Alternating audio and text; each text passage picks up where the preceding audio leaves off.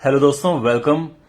आज के वीडियो में मैं मैथ्स क्लास 9th का 4th चैप्टर कराऊंगा, दो चरों वाले रैखिक समीकरण।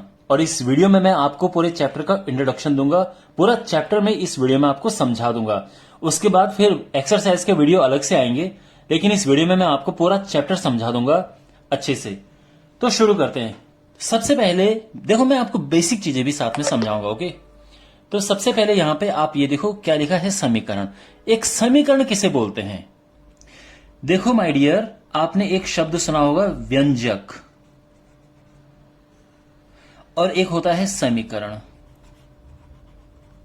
व्यंजक और समीकरण में अंतर यह है कि व्यंजक में जैसे मैं ये कहूं कि 2x² प्लस 4x प्लस 5, या फिर है 2x प्लस 7y प्लस 2, ये व्यंजक है। ये एक व्यंजक है, एक व्यंजक है।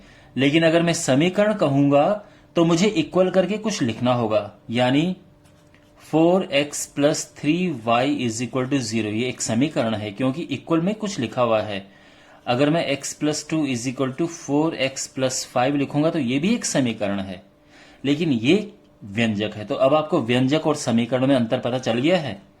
ओके, अब बात करते हैं कि रैखिक का मतलब क्या है और चर का मतलब क्या है। देखो, इसमें जो x है और y है, इनको चर कहते हैं। इसी तरह से कहीं आपको s भी दिखेगा, t भी दिखेगा, इनको चर कहते हैं क्योंकि इनकी वैल्यू बदलती रहती हैं। इंग्लिश में इसको वेरिएबल कहते हैं। इनकी वैल्यू बदलती रहती हैं, तो ये सब चर हैं। अगर मैं बात करूं कि यहां पे 2 है, 7 है, ये 5 है, तो 2, 7, 4, 5 ये सारे अचर हैं, कांस्टेंट्स। ठीक है, तो दो चर का मतलब यह है कि उसमें दो चीजें होनी चाहिए, एक x होना चाहिए, एक y होना चाहिए, या एक s होना चाहिए, एक t होना चाहिए, या w होना चाहिए, या wx। मीन्स दो चर होने चाहिए, लेकिन साथ में रैखिक होना चाहिए।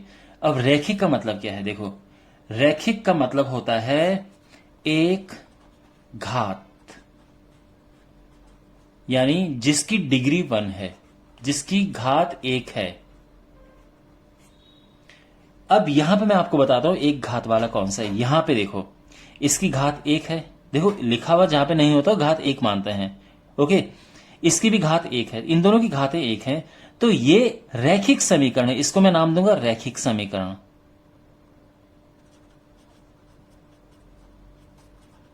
अगर मैं कहूं x plus 5 is equal to 0, तो ये रैखिक है। क्यों? क्योंकि इसमें जो चर है उसकी घात 1 है, तो ये रैखिक है।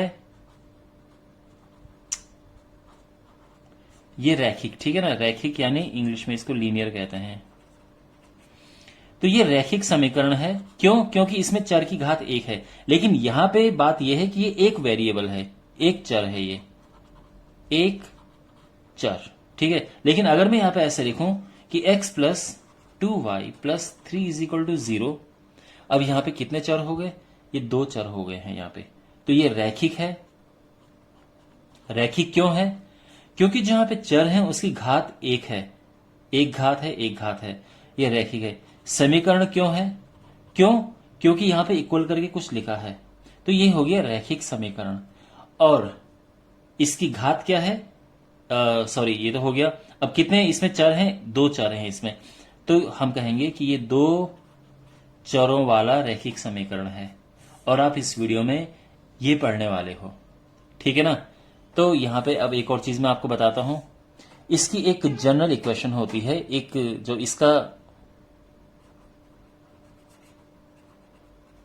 इसका जो समीकरण होता है, दो चरों वाले रैखिक समीकरण, ये होता है ax plus B Y plus c is equal to 0।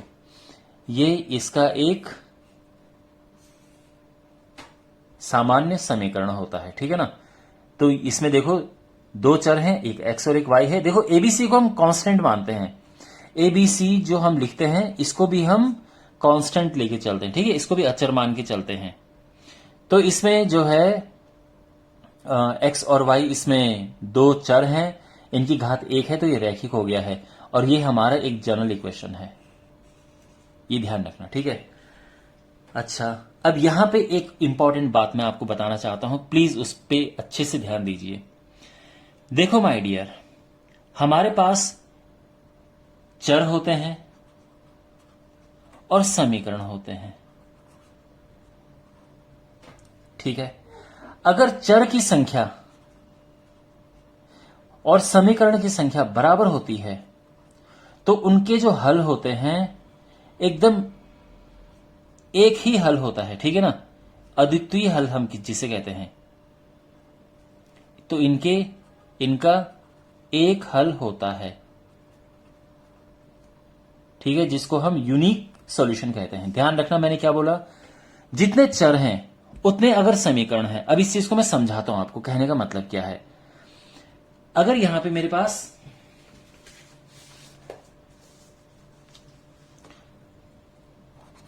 x plus 4 is equal to 0 है, यहां पे मेरे पास कितने चर हैं? आप बोलोगे सर एक चर है, ठीक है ना, तो चर एक है।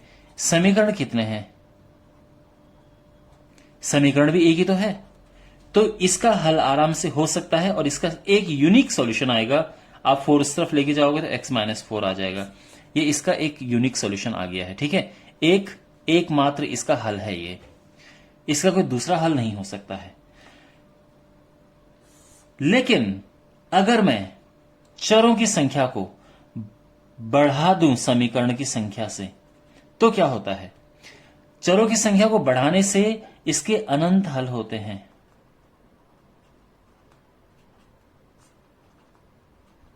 इनफाइनाइट सॉल्यूशंस होते हैं, अनंत हल। यानी अगर मैं आपको ये लिख रहा हूं 2x plus y is equal to 3, यहां पे चर कितने हैं? 2 हैं, समीकरण तो एक ही है अभी। तो यहां पे 2 चर हैं और एक समीकरण है, तो चरों की संख्या ज्यादा है समीकरण की संख्या से, तो ये इसके अनंत हल होंगे। और अगर मैं ऐसा कुछ करूं कि एक 2x plus y is equal to 3 and x plus 2y is equal to 5, अगर मैं ये लिखूं तो यहां पे चर कितने हैं? चर यहां पे 2 हैं, x और y। समीकरण कितने हैं? समीकरण यहां पे 2 ही हैं। तो यहां पे 2 तो चर हैं, 2 समीकरण हैं, तो इसका भी एक हल आएगा, ठीक है ना, जैसे यहां पे था, क्योंकि चर और समीकरण बराबर हैं। लेकिन इस केस की बात करते हैं, यहां पे जो चर हैं वो ज्यादा हैं, समीकरण कम है, तो इसके अनंत हल होंगे। ध्यान रखना, इसके यहां पे अनंत हल होंगे। इसके बहुत सारे आप हल निकाल सकते हैं। अब एक और चीज है, अभी आपके सिलेबस में थोड़ा बाद में आएगा, अगले चैप्टर्स में आने वाले उसमें, तो वो ये है कि अगर हमारे पास उल्टा है, यानी अगर चरों की संख्या कम है समीकरणों की संख्या से, तो इसका कोई भी हल नहीं होता है, कोई हल नहीं। कैसे, मैं समझाता हूं। अगर आपके पास है समीकरण 2x plus 5 is equal to 0, x plus 7 is equal to 0, यहां पे चर कितना है? चर तो एक ही है। समीकरण कितने हैं? समीकरण 2 हैं। तो चरों की संख्या समीकरण की संख्या से कम है, तो इसका कोई हल नहीं होगा, ठीक है ना। लेकिन फिलहाल हम इस चैप्टर में इन पे फोकस करेंगे, क्योंकि आपके पास ये भी है और ये भी है। तो अब इसको समझते हैं। देखिए, यहां पे हमारे पास अगर 4x plus 3 is equal to 0 है और हमें x का मान याद करना है, तो 4x, ये 3 उस तरफ जाएगा और x आ गया -3/4, यानी ये नीचे आएगा और ये आंसर आ गया।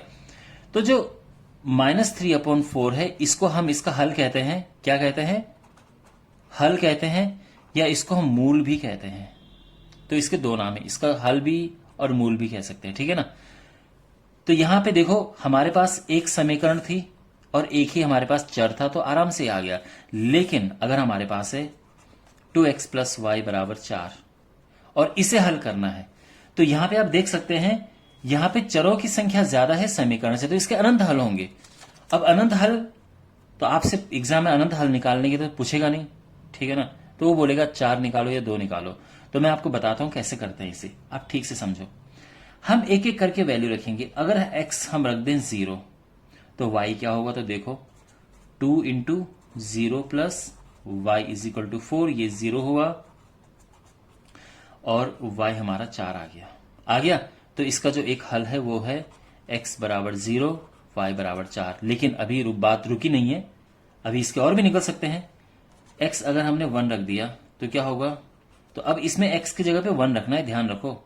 1 रखा हमने तो ये 2 इंटू 1 हो गया प्लस y बराबर 4।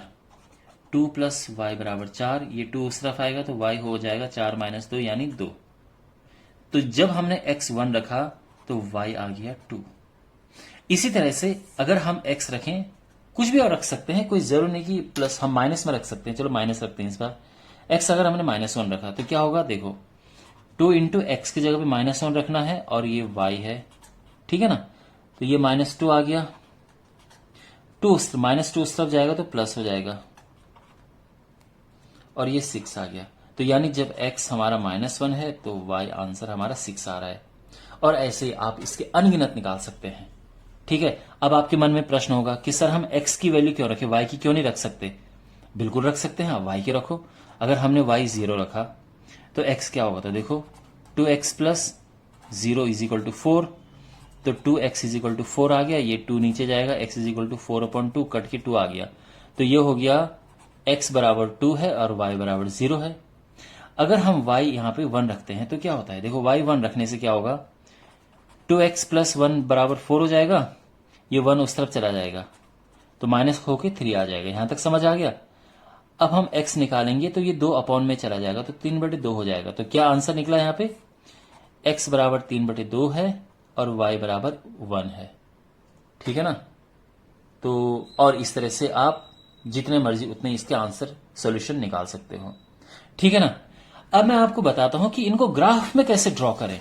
आपके पास कोई समीकरण है, फॉर एग्जाम्पल कि x plus y is equal to 4, इसको ग्राफ में कैसे ड्रॉ करें।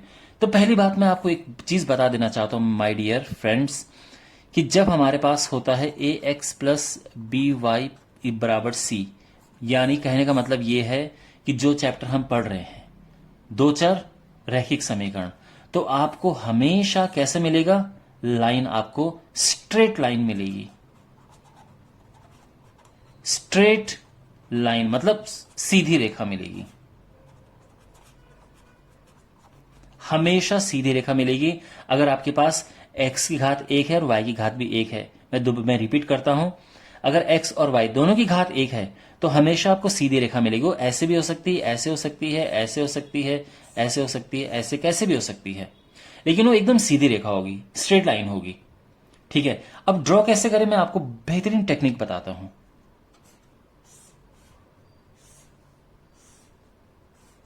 हम ऐसा करेंगे, तो यहां पे लिखेंगे x और यहां पे लिखेंगे y, ठीक है ना। एक बार इसको 0 रखो, y निकालो, और फिर y 0 रखो, x निकालो। तो देखो पहले हम अगर x को 0 रखेंगे तो y निकल जाएगा कैसे, 0 प्लस y हो गया 4 और यहां से y आ गया 4, तो x जब 0 है तो y 4 है। और जब y हम 0 रखेंगे तो x निकल जाएगा कैसे, हमने y 0 रखा यहां पे, तो x प्लस 0 बराबर 4 और x हमारा 4 आ गया, समझे। तो यानी जब y 0 है तो x 4 है। ये तो हो गया, ऐसे कर दिया हमने, इसका टेबल बना दिया। अब इसको लाइन में कैसे ड्रॉ करें, तो बड़ा आसान है। 1 2 3 4 5 6, 1 2 3 4 5, यहां पे भी लिख देंगे और यहां पे भी लिख सकते हैं, ठीक है ना। डिपेंड करता है कि हमें क्या चाहिए। आप देख सकते हैं यहाँ दोनों पॉजिटिव हैं तो माइनस में ज्यादा बड़ा करने की जरूरत नहीं है। 1 2 3 4 5 6, 1 2 3 4 5, -1 -2 -3, -1 -2 -3। आप जानते हो ना, लास्ट चैप्टर अगर आपने पढ़ा होगा। देखो ये x होता है और ये x डैश होता है, ये y होता है, ये y डैश होता है। अगर आपने इसमें से कुछ भी नहीं लिखा, आपके नंबर कट जाएंगे। कई बच्चे क्या करते हैं, यहाँ पे x नहीं लिखते हैं, y नहीं लिखते हैं, o नहीं लिखते हैं यहाँ पे, या o लिखो या 0 लगाओ, दोनों सेम काम करता है। ये x डैश या y डैश नहीं लिखते हैं, उनकी उससे नंबर कटते हैं। तो ये सारी चीजें एकदम परफेक्ट होनी चाहिए। अब वापस इस पे आते हैं कि इसको ड्रॉ कैसे करें। अब यहां पे x 0 है, y 4 है, तो देखो x 0 y 4 कहां पे है, ध्यान रखो x 0 y एक्सिस पे होता है, x 0 y 4 यहां पे है, तो ये है 0,4, ठीक है ना। x 0 है, y 4 है। अब बात करते हैं इसकी, x 4 y 0, वो यहां पे है, ये x 4 है, y 0 है। अब हम इसे ज्वाइन करेंगे, तो जब हम इसको ये मिलाएंगे ये होगी एक स्ट्रेट लाइन। बहुत सिंपल है ये, और यहां पे आप लिखेंगे भी साथ में, ठीक है ना, कि x plus y is equal to 4, और ये इसका ग्राफ ड्रॉ हो गया। मैं दूसरा ड्रॉ करता हूं। अगर हमें ड्रॉ करना है, मान लो 2x plus y is equal to 4, इसका ग्राफ ड्रॉ करना है, तो कैसे करेंगे? तो हम क्या करेंगे, देखो फिर वही सेम चीज। अब हमें देखो x को 0 रखना है y निकालने के लिए, तो x 0 रखेंगे तो क्या आएगा, 2 into 0 plus y is equal to 4, ये 0 हो गया और y 4 आ गया। तो जब x 0 है y 4 है। अब y 0 रखो, तो y 0 रखा हमने, तो 2x plus 0 is equal to 4 आ गया, तो 2x 4 आ गया, ये 2 नीचे गया तो x हमारा 4/2 यानी 2 आ गया है। तो जब y 0 था तो x 2 था। यहां तक समझ आ गया। अब आपके पास ग्राफ पेपर होगा तो उसमें आप आराम से ड्रॉ कर सकते हैं। मैं एक रफ स्केच बना रहा हूं, ठीक है। ये अलग बात है, ग्राफ पेपर में भी आपको ये सारा ड्रॉ करना पड़ता है। वहां पे -1 प्लस -2 +1 +2 नहीं लिखा होता है, वो आपको खुद लिखना पड़ता है। तो ये हो गया है ऐसा 1 2 3 4 5,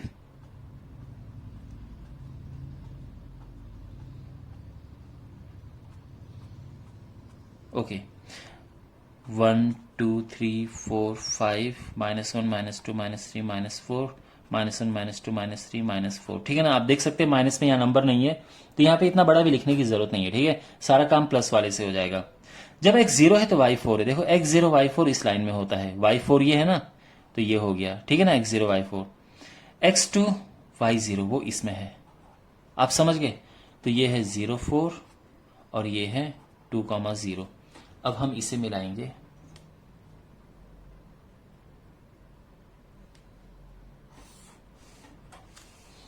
और ये हमने ये लाइन ड्रॉ कर दी है, ठीक है। और यहां पे आप इस लाइन को लिख सकते हैं इसके ऊपर, ये है 2x plus y is equal to 4। अंडरस्टैंड? ओके। अब यहां पे मैं एक दो लाइन और ड्रॉ कर रहा हूं, उसको ठीक से समझो। अगर हमारे पास ऐसा आ गया 2x प्लस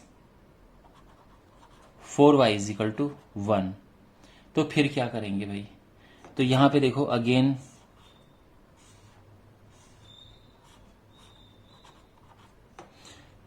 अब x अगर हमने 0 रखा तो आप देख सकते हैं अगर ये 0 हो जाएगा तो y के लिए ये 1/4 हो जाएगा, और अगर y 0 रखेंगे तो x जो है ये 2 नीचे चला जाएगा तो 1/2 हो जाएगा।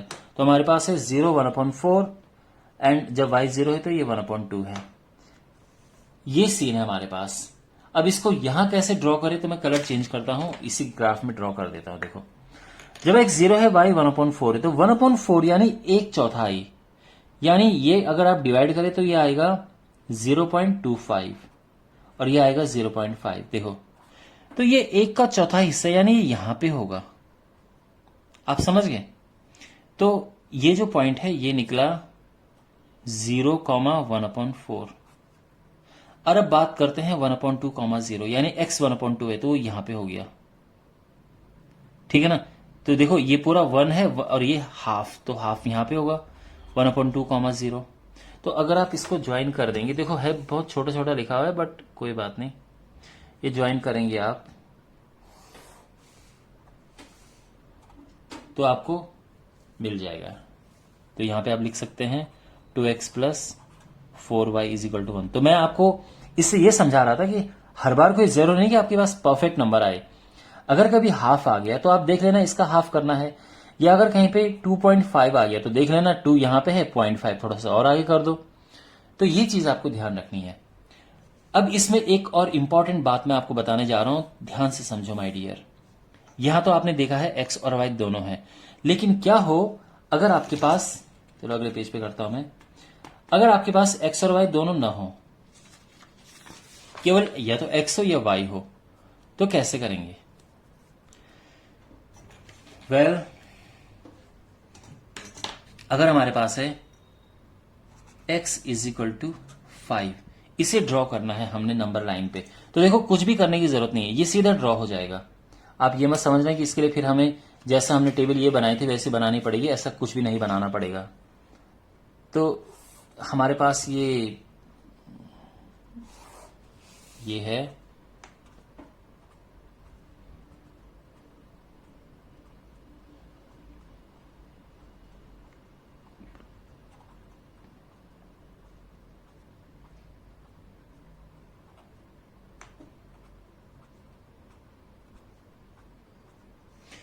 Okay, x y y dash x dash 1 2 3 4 5 6 1 2 3 4 5 -1 -2 -3 -4 -5।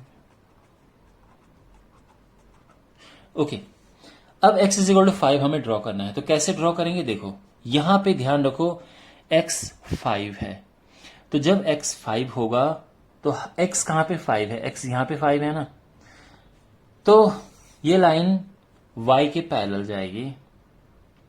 मैं आपको बता देता हूं, जब भी आपके पास x is equal to something हो, वो a भी हो सकता है, b, मतलब कुछ भी हो सकता है, तो ये हमेशा पैरेलल होती है y एक्सिस के, याद रखना आप। और जब भी आपके पास y is equal to something हो, तो ये हमेशा पैरेलल होता है x एक्सिस के। अगर ये चीज आपके माइंड में रही तो पैरेलल मतलब समांतर। ओके, पैरेलल आप समझते होंगे, ये दो लाइन पैरेलल जब होती हैं।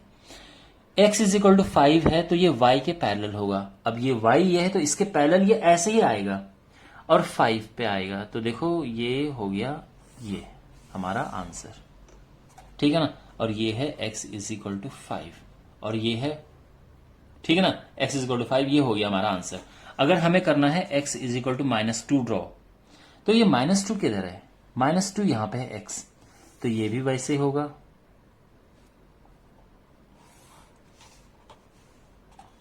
तो ये है, आप चाहे तो ऐसे लिखो x is equal to -2। Okay, अगर हमें करना है y is equal to 4 draw, तो y4 यहां पे है, अब ये x के पैरेलल होगा, तो ये है y4, ये कर देते हैं ड्रॉ, ठीक है ना, y इज इक्वल टू 4। और अगर आपके पास है y plus 4 is equal to 0, इसको ड्रॉ करना है, तो क्या होगा? पहले तो इसको उस तरफ लेके जाओ, तो y क्या है? -4, तो y -4 है यहां पे, तो ये ड्रॉ होगा ऐसे, ठीक है। तो आप चाहे ये लिखो या ये लिखो, यानी चाहे आप y plus 4 is equal to 0 लिखो या y इज इक्वल टू -4 लिखो, सेम चीज है। इस तरह से ये चीजें ड्रॉ होती हैं। आई होप आपको ये समझ आ गया होगा। ओके, एक और चीज है बच्चे, एक और में कंफ्यूज होते हैं। यहां पे अगर 2x प्लस वाई बराबर 0 आ गया, फिर क्या करें? अगर आपके पास ये आ गया तो क्या करें? तो यहां पे हम क्या करेंगे, ध्यान से देखो, करना वही है, ठीक है। अब प्रॉब्लम ये कि जब ये 0 होता है तो ये चीज ओरिजिन से होके जाती है, और उससे होता है कि अगर आपने x 0 रखा तो y भी 0 आ जाएगा। तो अब आगे क्या करें? तो अब आगे ये करना है कि x कुछ और रख दो 0 के बजाय। तो हमने x, अगर हम मान लो x 1 रखते हैं तो y क्या आएगा? देखो x हमने 1 रखा तो ये 2 1 जा 2 हो गया, 2 एकम 2, 2 उस तरफ गया तो -2 आ गया, ठीक है ना। तो ये चीज जो है ऐसी हो गई है। अब हम इसे ड्रॉ करेंगे तो कैसे आएगा? देखो एक तो 0 0 है बिल्कुल यहां पे, एक है x1 y -2, x1 y -2 यानी ये बिंदु है, ये पॉइंट है। तो बस ये 1 -2 है और ये 0 0 है, तो यहां से होते हुए जाएगा ये ऐसे,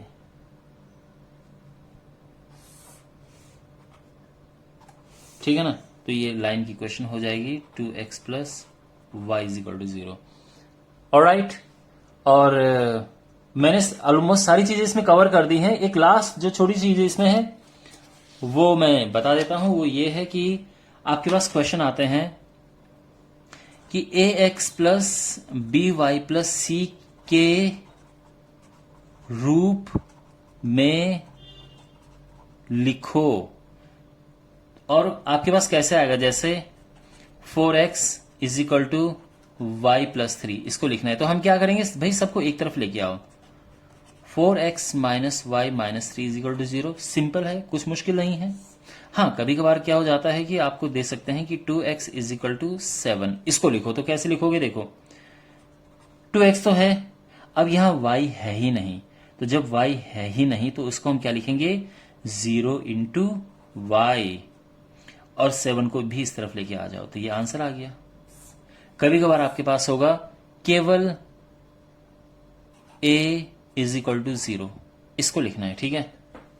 तो यहां पे x भी नहीं है और यहां पे y भी नहीं है, तो हम क्या करेंगे 0 into x plus 0 into y और प्लस यहां पे a लिख देंगे।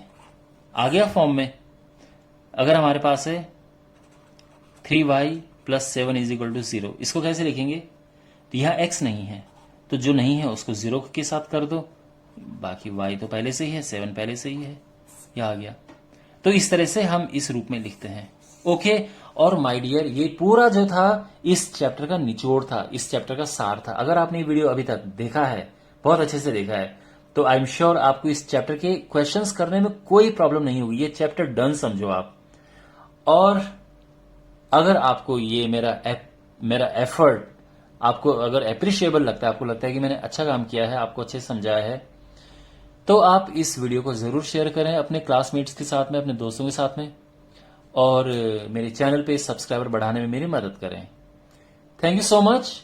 और अगले आने वाले वीडियोस में हम इनकी एक्सरसाइजेस करेंगे सॉल्व 1 बाय 1। ओके, तो मिलते हैं अगले वीडियो में। Take care.